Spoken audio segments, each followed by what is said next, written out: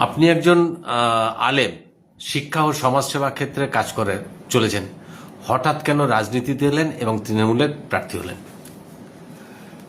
দেখুন, আমি আমার যে কর্মকাণ্ড নিয়ে আমি এতদিন চলে এসেছি, সমাজে বেড়ে উঠেছি, মানুষের কাছে আমার কর্মকাণ্ডের যে বার্তা রয়েছে তা হলো শিক্ষা এবং সমাজসেবার ক্ষেত্রে আপনি ঠিকই বলেছেন। রাজনীতিতে আসাটা একেবারে হঠাৎই বলতে পারেন। 2009 সাল থেকে রাজনীতির বিভিন্ন ব্যক্তিত্ব আমাকে পলিটিক্সে আসার জন্য বলেছিলেন। কেউ বা নির্দেশ করতেন, আদেশ করতেন, বয়স্ক মানুষ যারা, ছোট যারা অনেকে অনুরোধও করতেন। কিন্তু অ্যাকচুয়াল রাজনীতিতে আসা আমি এই জন্যই পছন্দ করিনি যে আমি যে শিক্ষা এবং স্বাস্থ্যের কাজ করছি, আমার মনে হয়েছিল যে আমি রাজনীতিতে গেলে আমার এই শিক্ষা, স্বাস্থ্য এবং সমাজসেবার যে কাজগুলো এইগুলো আমি করতে পারবো না, তাই সেদিন যাইনি।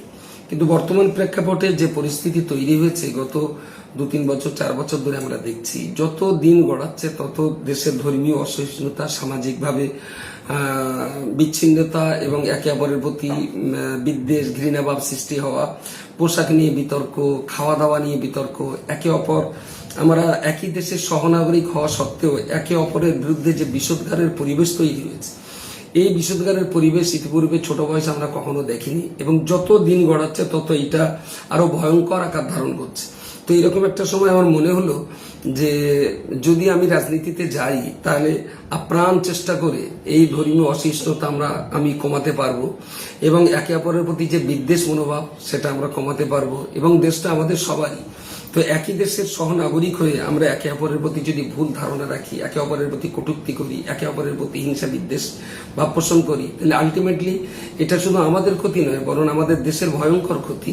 যে দেশের আভ্যন্তরীণ পরিস্থিতিতে যদি এই অস্থিরতা কাজ করে তাহলে নিশ্চয়ই আমাদের দেশ বিশ্বের দরবারে ভালো জায়গায় পৌঁছাবে না এবং অন্যান্য রাষ্ট্রগুলো আমাদের দেশের প্রতি একটা কটূক্তি বা বিরক্তি ভাব থাকবে। আমাদের দেশের সার্বভৌমত্ব, আমাদের দেশের শক্তি খর্ব হবে।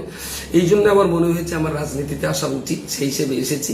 যদিও আমার সেই শিক্ষার জগৎ এবং স্বাস্থ্যের জগৎ বা মানব সেবার যে কর্মকাণ্ড নিয়ে আমি এতদিন বেঁচেছিলাম, কাজ করে এসেছি, তো সেই কাজগুলো যাতে ক্ষতি না হয় তার জন্য আমাদের এই সমস্ত কাজকামগুলো যারা করতেন তাদেরকে ডেকে সলা পরামর্শ করে বাকায়দা তাদের নিজ নিজ কাজের দায়িত্ব বুঝে দিয়েছি, তারা কাজ করছে।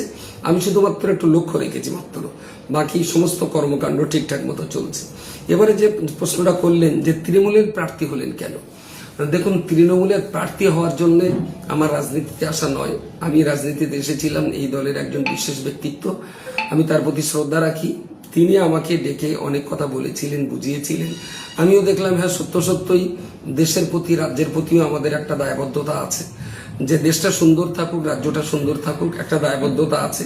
এবং এই বিচ্ছিন্নতাবাদী শক্তি এবং ধর্মীয় অসহিষ্ণুতা যারা সৃষ্টি করছে, একে অপরের বিরুদ্ধে বিদ্বেষ ভাব যারা তৈরি করছে, সেই আরএসএস এবং বিজেপি শক্তির মোকাবেলা করতে গেলে পশ্চিমবঙ্গের যতগুলো রাজনৈতিক দল আছে তার ভিতরে প্রধান শক্তি আমি বলবো আমাদের মানবিক মুখ্যমন্ত্রী মমতা বন্দ্যোপাধ্যায়ের একেবারেই হাতে গড়া, রক্ত দিয়ে জীবনের বিনিময়ে তৈরি করা দলটা বলা যেতে পারে তৃণমূল কংগ্রেস এবং তার প্রধান সেনাপতি আমাদের মাননীয় অভিষেকজি। তো তারা যেভাবে আরএসএস এর বিরুদ্ধে লড়াইটা দিয়ে যাচ্ছেন রাজনৈতিকভাবে, তাতে আমার মনে হয়েছে আরএসএস এবং বিজেপি মুক্ত পশ্চিমবঙ্গ রাখতে একমাত্র তৃণমূল দল এমনই একটা দল যেটা লড়াই দিতে পারে মাঠে ময়দানে এবং বাকায়দা বিজেপিকে ঠেকিয়ে যেতে পারে এবং বিজেপি মুক্ত বাংলা রাখতে তারাই সক্রিয় এবং এই আগ্রাসী শক্তির হাত থেকে বাংলাকে নিরাপদ দিতে পারে। তাই আমার তৃণমূল পার্টিতে যোগ দেওয়া। আপনি জয়ী হলে এবং তৃণমূল ক্ষমতায় এলে সরকারের কাছে কি কি দাবি করবেন? দেখুন, একটা সরকারের কাছে দেশের জনগণের দাবির কোনো লাস্ট স্টপেজ থাকতে পারে না এবং এর কোনো সিরিয়াল থাকতে পারে না। জনগণের দাবি সরকারের কাছে বহুত কিছু থাকতে পারে। তো আমি জনগণের একজন প্রতিনিধি হিসাবে তারা আমার কাছে অনেক কিছু দাবি করতে পারে, কিন্তু তার ভিতর থেকে রাজ্যের অবস্থা, দেশের অবস্থা এবং সামাজিক অবস্থা, জনগণের দাবি সবকিছুকে সামনে রেখে যেগুলো অত্যন্ত গুরুত্বপূর্ণ মনে হবে আমি সেই জিনিসগুলোকে প্রথমেই সরকারের কাছে দাবি করব।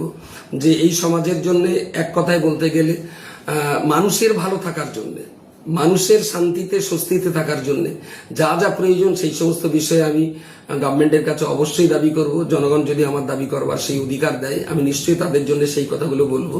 তবে আমাকে বারবার লক্ষ্য রাখতে হবে যে দাবি তো বহু মানুষ করবে, এই মানুষের দাবিগুলোর ভিতরে যেগুলো অত্যন্ত প্রয়োজনীয় এবং দেশের জন্য সমাজের জন্য অত্যন্ত গুরুত্বপূর্ণ সেইগুলো আগে করব, তারপরে সিরিয়াল ওয়াইজ ধীরে ধীরে ধীরে ধীরে নিচে নামতে হবে।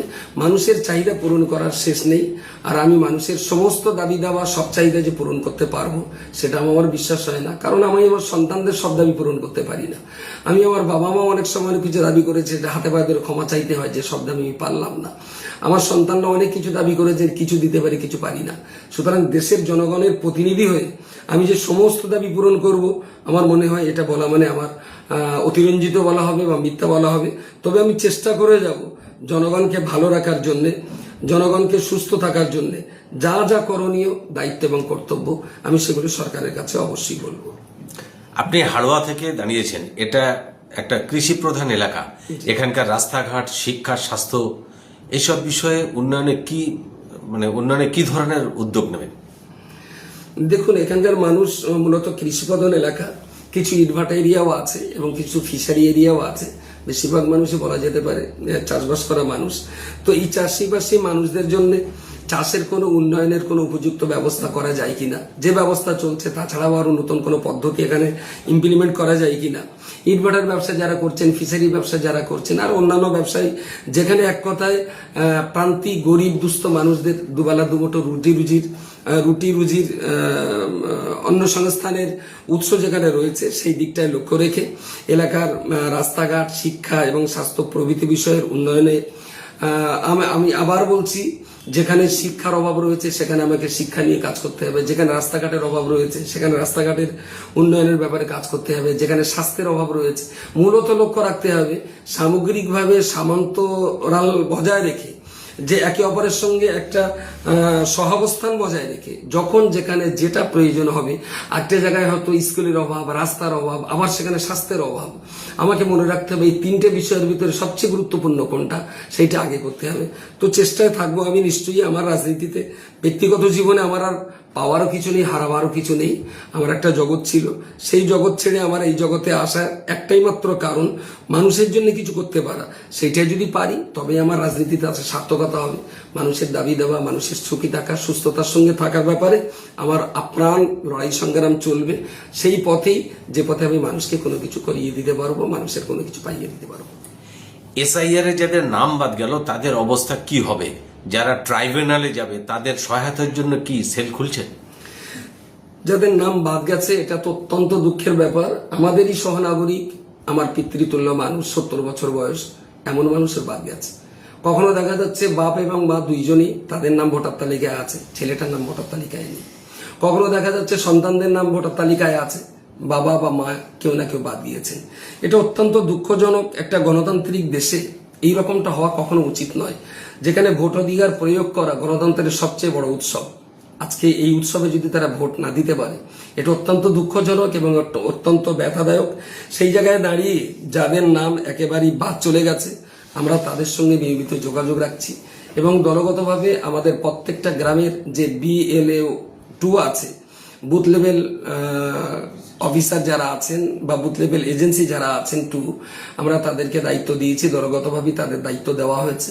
তাদের প্রথম কাজ হলো গ্রামে কতজনের নাম বাদ গেছে প্রতিদিন সেগুলোকে এক জায়গায় করা এবং সেই সমস্ত নামগুলোকে নির্বাচন কমিশনের যে ওয়েবসাইট আছে সেই ওয়েবসাইটে তাদের নামগুলো আপলোড করে দেওয়া এবং বাকায়দা তাদের কোন কারণে বাদ গেছে এটা আমরা নিজেরা BLA 2 বুঝবার চেষ্টা করবেন এবং সেই তথ্যের কোন রকম কোনো অভাব অভিযোগ যদি থেকে থাকে সেগুলো পূরণ করে দেওয়া এবং বাকায়দা সেই সমস্ত এলাকার সেই সমস্ত মানুষ যাদের বাদ গেছে ট্রাইব্যুনালে তারা যাতে লড়াইটা দিতে পারে তার জন্য তাদের যাবতীয় তথ্য সংগ্রহ করতে সহযোগিতা করা এবং আমরা আপ্রাণ চেষ্টা করব, লড়াই চালিয়ে যাব যে প্রত্যেকেই যাতে এবছরই এই 2026-এর ভোটে তারা যাতে অংশ নিতে পারে। এর জন্য আমাদের দলের পক্ষ থেকে কোনো রকমের কোনো আপোষ আমরা করব না এবং বাকায়দা তারা যাতে ভোট দিতে পারে তার জন্য যা যা করণীয় আমরা সবটাই করব। কিন্তু এর মাঝখানেও চক্রান্তের শিকার হচ্ছি আমরা। ট্রাইব্যুনালটা সম্ভবত এখনো পর্যন্ত গঠন হয়নি।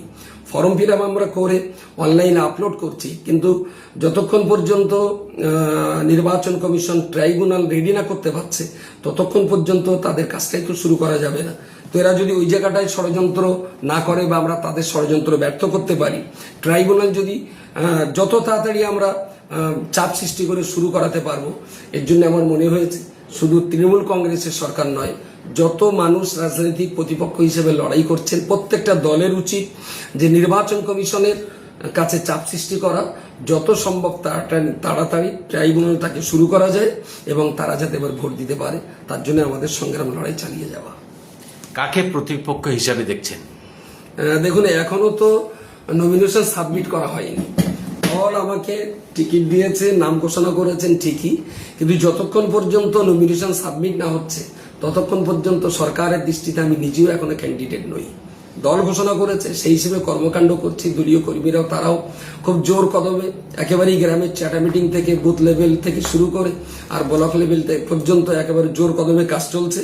তো নমিনেশন সাবমিট করার পরেই আমি বুঝবো যে কে কে আমার প্রতিপক্ষ আছেন, এবং প্রতিপক্ষ হিসেবে যারাই থাকবেন তিনি ভোট কম পাবেন বা বেশি পাবেন, তারা সবাই আমার প্রতিপক্ষ। এবং গণতন্ত্রের এটাও একটা দিক যে প্রতিপক্ষ থাকবেই, তো প্রতিপক্ষ না থাকলে গণতন্ত্রের কোনো মজা নেই।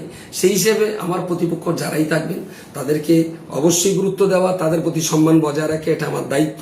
লড়াই হবে, কিন্তু আত্মমর্যাদা, কেউ কারো আত্মমর্যাদাকে আঘাত করে কোনো লড়াই করা, এটা কোনো শিক্ষিত মানুষের কাজ নয় বলে আমি মনে করি। তো লড়াই আমরা করব, কিন্তু একে অপরের প্রত্যেকের মান সম্মান আত্মমর্যাদা বজায় রেখে, এবং প্রকৃত প্রতিপক্ষ আমার কে হবে সেটা নিশ্চয়ই জানা যাবে ভোটের রেজাল্ট হওয়ার পর। কারণ ভোটটা তো গোপনেই দেবেন, কে কাউকে দেবেন, সবাই স্বাধীনভাবে ভোটাধিকার প্রয়োগ করবে।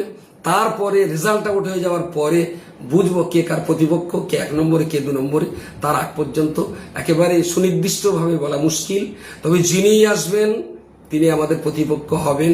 তবে প্রকৃত অর্থে আমি হাড়োয়া বিধানসভাতে যেভাবে আমাদের কর্মকর্মীদেরকে লড়াই করতে দেখছি, একেবারে বুথ লেভেল থেকে ব্লক লেভেল পর্যন্ত দারুণ সুন্দরভাবে তারা চেষ্টা চালিয়ে যাচ্ছেন। তবে লড়াইটা যে তাদের সঙ্গে বিশাল শক্তিশালী নিয়ে হবে আমার তা মনে হয়নি, কারণ আমাদের কর্মীরা যেভাবে কাজ করে যাচ্ছেন, আমি তাদের এই কাজের জন্য আমি তাদের কাছে কৃতজ্ঞ। একেবারেই হাড়োয়া বিধানসভার বুথ লেভেল থেকে আর ব্লক লেভেল পর্যন্ত যত কর্মী আছে তারা একেবারে ডে নাইট মানুষের কাছে পরিষেবা দিচ্ছেন। এই এসআইআর নিয়ে বা নাম বাদজাবা নিয়ে মানুষের ঘরে ঘরে তারা যাচ্ছেন, মানুষের মতামত শুনছেন, মানুষের অভাব অভিযোগের কথা শুনছেন, আমরা সেগুলো শুনছি এবং মূল্যায়ন করছি।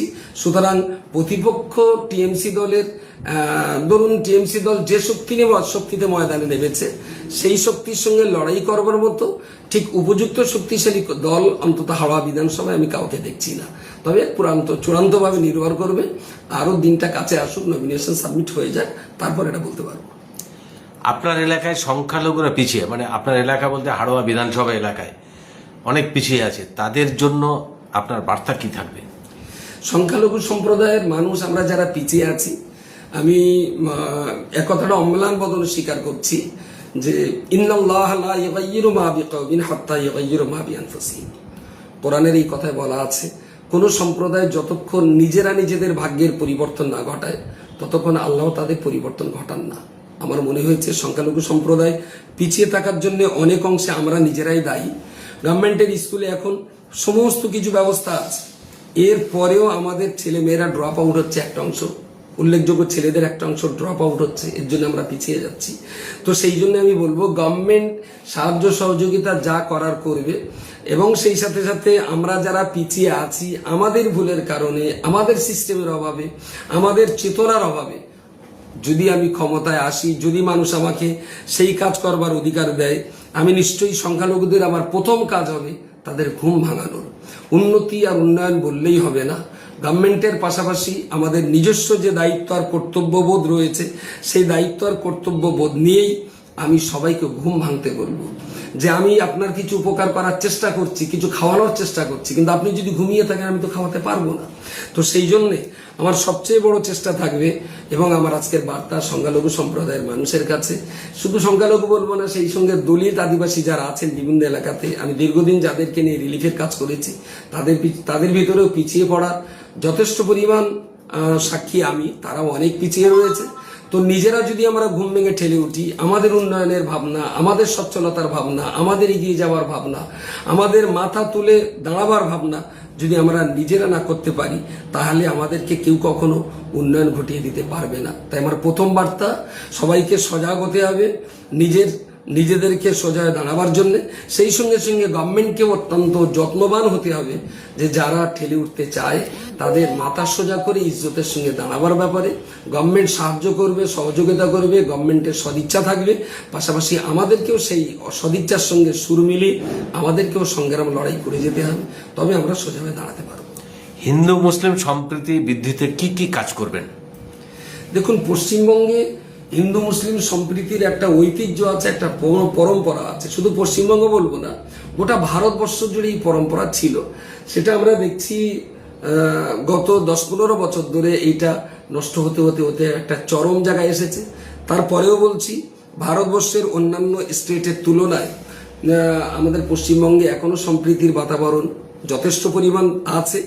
যতটুকু ক্ষতি হয়েছে, এই ক্ষতিটা থেকেও বাঁচাবার জন্য আমি উভয় সম্প্রদায়ের মানুষের কাছে অনুরোধ করব একে অপরকে বুঝবার জন্য। হিন্দু মুসলিমের কালচার সম্পর্কে বুঝবে, মুসলিমদের ধর্ম সম্পর্কে বুঝবে, তাদের কৃষ্টি কালচার সমাজ জীবনের অবস্থান সম্পর্কে বুঝবে। আবার মুসলিম সম্প্রদায়ের মানুষ যারা আছেন তারাও তাদের প্রতিবেশী হিন্দু সম্প্রদায়ের কৃষ্টি কালচার, ব্যবসা বাণিজ্য, আদান প্রদান এগুলো যেমন বুঝবে। যখন আমরা একে অপরকে বুঝবার চেষ্টা করব এবং বুঝতে পারবো, তখন অন্য কেউ ষড়যন্ত্র করে আমাদের মাঝখানে এই বন্ধুত্বের সম্পর্ক কখনোই নষ্ট করতে পারবে না। তো আমার মনে হয়েছে আমরা ঠিকই ছিলাম, অন্যের ষড়যন্ত্রের শিকার হয়ে নিজেদের ভিতরে কিছু ভুল বোঝাবুঝির বাতাবরণ তৈরি হয়েছে। এবছর মমতাজির সরকার, তৃণমূলের সরকার যদি আবার পুনরায় ক্ষমতায় আসে এবং আসবে আমরা আশা করছি, তাহলে আমি এমএলএ হিসাবে আমারও একটা দায়িত্ব থাকবে। কোনো জায়গায় কোথাও আমরা সম্প্রীতির বিভাজনকে আমরা কখনো মেনে নেব না, সাম্প্রদায়িক বিভাজনকে মেনে নেব না। সাম্প্রদায়িক উত্তেজনাকে আমরা সবসময় হেট করে চলি, ঘৃণা করি, এবং সেই সঙ্গে সঙ্গে আমরা চেষ্টা করবো একে অপরকে বুঝবার এবং বোঝাবার। তাহলেই মনে হয়েছে আমাদের এই উভয় সম্প্রদায়ের ভিতরে শুধু হিন্দু মুসলিম বলে নয়, সংখ্যাগুরুদের ভিতরে খ্রিস্টান আছে, ইহুদি বা আরো অন্যান্য সম্প্রদায় যারা আছে, তাদের সবাইকে নিয়ে আমরা আমাদের সোনার বাংলাটাকে গড়ার চেষ্টা করব, যাতে কারোর বিরুদ্ধে বিষোদ্গার করতে না পারে। তার জন্য আমরা সবাই চেষ্টা করব এবং সবাই একে অপরকে বুঝবার চেষ্টা করব, যাতে করে আমাদের সম্প্রীতির বাতাবরণটা আরো শক্তিশালী এবং মজবুত হবে। কোনো আগ্রাসীন শক্তি আমাদের মাঝখানের এই সম্পর্ক যাতে বিভেদ সৃষ্টি করতে না পারে, তার জন্য আমরা যত্নবান থাকবো। একেবারে শেষ প্রশ্নে আসছি, আপনার জন্ম, বেড়ে ওঠা, শিক্ষা এবং পরিবার সম্পর্কে কিছু বলুন। বাহ, সুন্দর কথা বলেছেন। আমার জন্ম ইংরাজি 1973 সালের অক্টোবর মাসের 10 তারিখে। এটা অবশ্য যেদিন জন্ম হয়েছিল সেদিন তো আমি ক্যালেন্ডার দেখতে পারিনি, তবে বড় হয়ে আব্বার ডায়েরিতে দেখেছিলাম এই তারিখটা লেখা আছে, তো সেই হিসাবেই আমি সেইটাই জানি আমার। এবং বেড়ে ওঠা, আমার বাবা, আব্বা, আম্মা একেবারেই কৃষক পরিবারের মানুষ। আব্বা অল্প কিছু জমি, কতটা মনে হয় 10-12 কাঠা 15 কাঠা জমি হতে পারে, এরকম একটা জমি চাষবাস করতেন দেখেছি। এবং আব্বা ছোট বয়সে দেখেছি তিনি ধান চালের কারবার করতেন। আব্বা ধান কিনে আনতেন, মা বাড়িতে সেদ্ধ শুকনো করে দিলেন, আব্বা সেই ধানগুলো ভানিয়ে চাল তৈরি করে আবার মার্কেটে বিক্রি করে কিছু পয়সা লাভ হতো। এইরকম গরিবতার ভিতর দিয়ে আমাদের বেড়ে ওঠা। আমি গরিবতা ঠিক বলবো না, এটা আমি আল্লাহর শুকরিয়া আদায় করে বলছি। আব্বা কোরআনের হাফেজ মানুষ, একজন তিনি হাফেজ ছিলেন, ইন্তেকাল করেছেন। আমি তার পারলৌকিক জীবনের সামগ্রিক শান্তি কামনা করি। তো এত গরিবতার ভিতর দিয়েও আমাদের পড়াশোনার ব্যাপারে তিনি কোনো আপোষ করেননি। তিনি চাইলে 10-12-15 বছর বয়স হলে আমাদের মাঠে খাটিয়ে সেলাই কাজ বা এমব্রয়ডারিতে দিয়ে পয়সা রোজগার করাতে পারতেন, কিন্তু তিনি সেটা করেননি। অসম্ভব রকমের কষ্ট করেছেন আমার মা। তিনি একেবারেই খেয়ে না খেয়ে আব্বা আম্মা লড়াই করে আমাদেরকে লেখাপড়া শিখিয়েছেন। আমরা 11 ভাই বোনই, সবাই আমরা পড়াশোনা করেছি, সবাই আমরা 11 ভাই বোনের ভেতরে আমাদের একটা বোন হাফেজ, 5টা ভাই হাফেজ, বাকিরা high secondary, BA, master degree, মৌলানা লাইনে, হাই স্কুল লাইনে সবাই পড়াশোনা করেছেন। এবং আজকের দিনে দাঁড়িয়ে আমরা অত্যন্ত শান্তিতে আছি। বিরাট কোটি টাকা নিয়ে আমরা বসবাস করি না, কিন্তু দিনের শেষে 2টো ডাল ভাত খেয়ে আমাদের পরিবার খুব শান্তিতে আছি। বোনদের বিয়ে হয়ে গেছে, তারাও সংসার নিয়ে খুব শান্তিতেই কাল যাপন করছেন। এবং চেষ্টা করি যে আমাদের পরিবারের ভিতরে এখনো শেষ কথা বলেন আব্বার অবর্তমানে আমাদেরই বড় ভাই মুফতি আব্দুল কাইয়ুম সাহেব। পরিবারের এতগুলো সদস্য, আমাদের বাচ্চা কাচ্চা, ঝগড়া ঝামেলা অশান্তি অনেক কিছু ঘটতে পারে, কিন্তু তারপরেও আমাদের গোটা পরিবার, শেষ কথা বলুন মুফতি আব্দুল কাইয়ুম সাহেব, তিনি বাংলার মানুষের কাছে মুফতি নামেই খ্যাত। তিনি যা বিচার করে দেবেন গোটা পরিবারের সবাই অম্লান বদনে মাথা নত করে সেটা মেনে নেন, যার জন্যই আমাদের পরিবারটা আজও খুব শান্তির পরিবার। আমি মনে করি পশ্চিমবাংলার ভিতরে অনেক পরিবারের ভিতরে মরহুম মগফুর হাফেজ শামসুর রহমান সাহেবের এই পরিবার একটা মডেল, যে এখনো আমরা ভাইয়ের বিচারকে অম্মেলান বদলে মেনে নিয়ে একটা সুন্দর শান্তশিষ্ট পরিবেশের ভিতরে আমরা বসবাস করছি। মাঝখানে একটা জিনিস ছেড়ে গেল, আমার শিক্ষা। বাচ্চা বয়সে আমি বইকারা উচ্চ প্রাথমিক এপি স্কুলে আমার পড়াশুনো করা, এবং সেখানে যারা মাস্টারমশাই ছিলেন আমার আজও মনে আছে, মাস্টার জমাত আলী সাহেব, মাস্টার আনসার আলী সাহেব, আমার অত্যন্ত শ্রদ্ধার আমাদের নিমাই চন্দ্র স্যার, যিনি আমাকে অঙ্ক কষাতেন এবং অত্যন্ত মেজাজি মানুষ ছিলেন, এবং আমাদের পড়াশোনার ব্যাপারে নিমাই স্যার বলে আমরা ডাকি। তার স্মৃতি, তার কৃতজ্ঞতা আমি স্বীকার করে কখনো শেষ করতে পারবো না। তিনি কখনো পড়াশোনা ছাড়া কিছু বুঝতেন না, এবং এমন ভাবে তিনি ছেলেদেরকে লালন পালন করতেন, ছেলে মেয়েদেরকে, যে আমরা সবাই বলতে পারি যে যতটা পড়াশোনা আমরা করতে পেরেছি এর পিছনে প্রয়াত নিমাই স্যারের অবদানকে ভুললে আমার মনে হয় চরম বিশ্বাসঘাতকতা করা হবে। অন্যান্য স্যারদের এত ভয় করতাম না, কিন্তু নিমাই স্যারকে খুব ভয় করতে হতো তখন। তো সেই স্কুলে আমার পড়াশোনা করা, প্রাইমারি স্কুল শেষ করে তারপরে চৈতা দারুসুন্নাহ আমিনিয়া মাদ্রাসাতেই পড়াশোনা করা, এর মাঝখানে কিছুদিন বাদুড়িয়া আমিনিয়া সিনিয়র মাদ্রাসাতে পড়া, তারপরে বসিরহাট আমিনিয়া সিনিয়র মাদ্রাসাতে আমি ফাজেল পর্যন্ত পড়ি। এরই মাঝখানে কোদালিয়া হাই মাদ্রাসা থেকে মাধ্যমিক পরীক্ষাটা দিই, কারণ তখনকার দিনে আলেম পাশ করলে মাধ্যমিকের মর্যাদা দেওয়া হতো না, তাই কলেজে পড়ার জন্য আমাকে আবার হাই মাদ্রাসা থেকে মাধ্যমিক পরীক্ষা দিতে হলো। তারপরে বসিরহাট কলকাতার বঙ্গবাসী ইভিনিং কলেজে আমি বিকাল 5টা থেকে রাত 11টা পর্যন্ত সান্ধ্য কলেজ, ওখানে ক্লাস করতাম। আর দিনের বেলাতে আলী ইউনিভার্সিটিতে মুমতাজুল মুহাদ্দিসিন ক্লাস করতাম। আর রাতে ট্রেনে ফিরে বসিরহাটে থাকতাম লজিং বাড়িতে, যিনি মারা গেছেন মরহুম মগফুর ফজলুর রহমান সাহেব। বসিরহাট অর্গ অ্যাথলেটিক্স ক্লাবের সামনে একটা বাড়িতে থেকে পড়াশোনা করেছি। আর ওখানে থাকাকালীন হিন্দু মুসলমান পরিবারের মাঝখানে আমাকে হিন্দু সমাজ সম্পর্কে বুঝতে অনেকটাই সহজ হয়, কারণ একেবারেই গোটা এরিয়া জুড়ে সবাই হিন্দুদের বাস, তারই মাঝখানে 10-12টা মুসলিম পরিবারের বাস। একেবারে দারুণ সুন্দর এক সম্প্রীতির পরিবেশ নিয়েই আমি সেখানে থাকতাম। হিন্দু কালচার সম্পর্কে আমার জানা বোঝা ওখান থেকেই শুরু হয়। তো যাই হোক, আমার জীবনের বেড়ে ওঠার মাঝখানে সেই জায়গাটাও, ওখানকার চারপাশে হিন্দু সম্প্রদায়ের মানুষ, তাদের সঙ্গে আমার সম্পর্ক অত্যন্ত মধুর ছিল। আমার পড়াশোনার ব্যাপারেও তারাও আমাকে অনেক সহযোগিতা করেছেন, এবং তাদের সঙ্গে আমার একটা অত্যন্ত সুসম্পর্ক ছিল। আজও গেলে তারা দারুণ সুন্দরভাবে আমাকে সমীহ করেন, স্নেহ করেন, শ্রদ্ধা করেন। এইভাবে আমার বেড়ে ওঠা, এবং পারিবারিকভাবে মোটামুটি আমরা খুব শান্তিতে আছি। আমি একটা মডেল বলবো, আমরা বিশাল নামি দামি বাড়িতে থাকি না, বিরাট নামি দামি খাবার, নামি দামি পোশাক, বিশাল প্রয়োজনীয় বড় বড় গাড়ি নয়, একান্ত প্রয়োজনে শুধু সময় বাঁচাবার জন্য গাড়ি চাপা, কোনো স্টাইলের জন্য কোনো গাড়ি চাপা আমাদের পরিবারের কারোরই স্বভাব নয়। তবে দিনের শেষে একটাই কথা বলবো, খুব শান্তিতে আছি মুফতি আব্দুল কাইয়ুম সাহেবের নেতৃত্বে। ভাই বোনদের পরিবারগুলো এখনো, কোনো বোনের পরিবারে যদি কোনো অশান্তি হয়, মুফতি সাহেব যে সেখান যে মিটিয়ে আসেন, আমরা খুব ভালো আছি, শান্তিতে আছি। দোয়া করবেন যেন আমরা সবাই ভাই বোনদেরকে নিয়ে, সন্তান সন্ততিদেরকে নিয়ে ভালো থাকতে পারি, এবং দেশের জনগণকেও আমরা যেন ভালো রাখতে পারি। ধন্যবাদ।